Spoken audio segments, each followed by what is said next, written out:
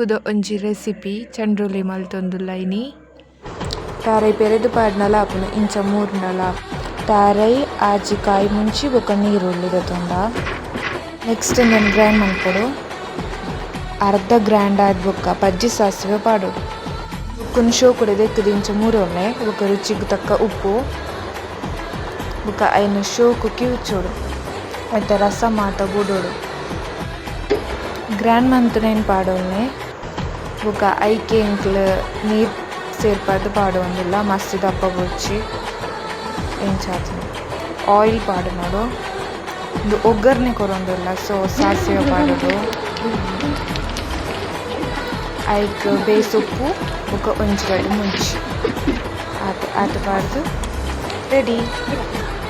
ಈಸಿಡ್ ಮಂತುನಲ್ಲಿ ಏನ ಬಾಬಿ ಟೇಸ್ಟ್ ಬಂದಿಲ್ಲ ಸೂಪರ್ ಅಷ್ಟೇ.